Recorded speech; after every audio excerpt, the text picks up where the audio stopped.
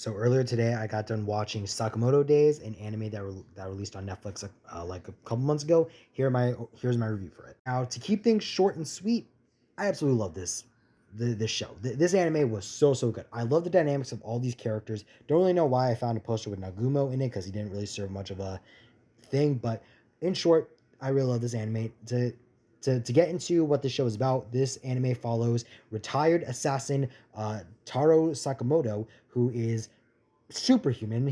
He's if John Wick animation, just basically.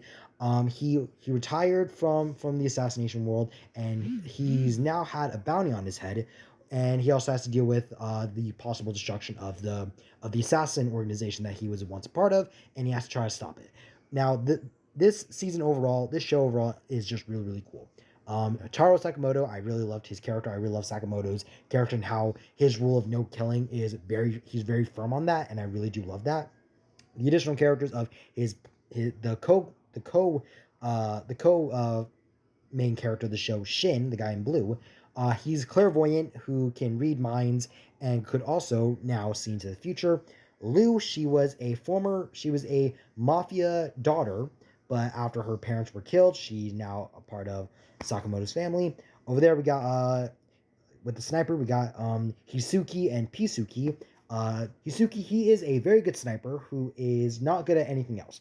And again, Nagumo, he worked with Sakamoto when he was a part of the JCC. He's a shapeshifter. He has the ability of shapeshifting. Don't really know why I found him on the poster, but he was a really good character. Now, I'm going to talk about this show as if basically in like three different arcs. So, arc one basically was what I'm calling the origins arc, where we learned about all these characters, their origins, and honestly, I really did love it. I think it was my favorite part of the origin or of this show.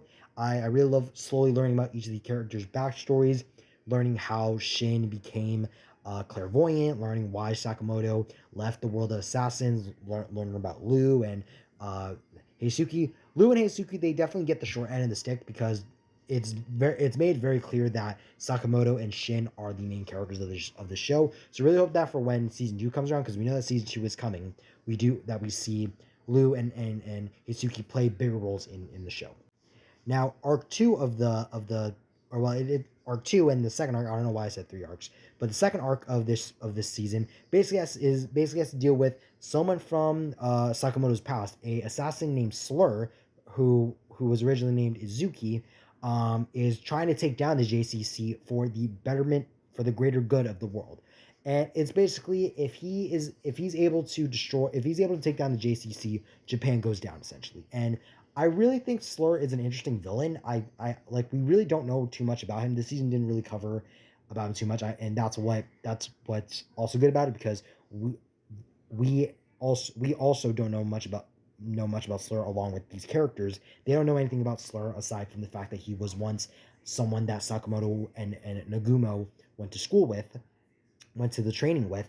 And the way that he fights is really interesting, and I am intrigued to see how we learn about how exactly he became this evil person who thinks he's doing something for the greater good.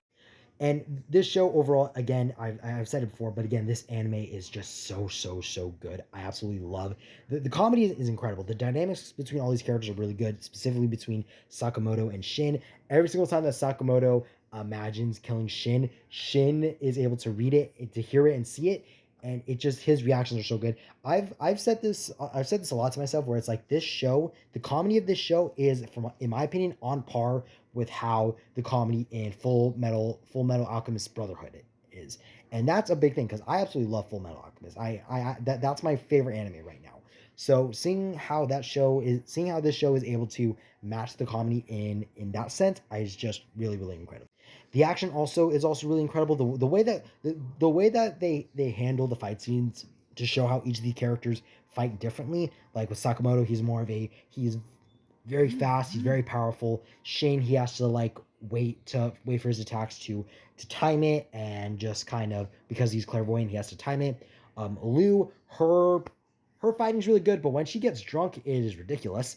And Heisuki, his sniper skills are really insane. And again, just with how these characters' dynamics are when it comes to fighting, how they are with each other is just really good. On the screen right now, you can see what my official ranking for Sakamoto Days is. If you are in the mood to watch a fun anime, fighting anime, I highly recommend this show. Again, we know that season 2 is supposed to be coming at some point this year, so I'll definitely be covering season 2 when it arrives. Thank you guys so much for watching. I'm Josh from Raiders Reviews, and I'll see y'all next time. Bye bye.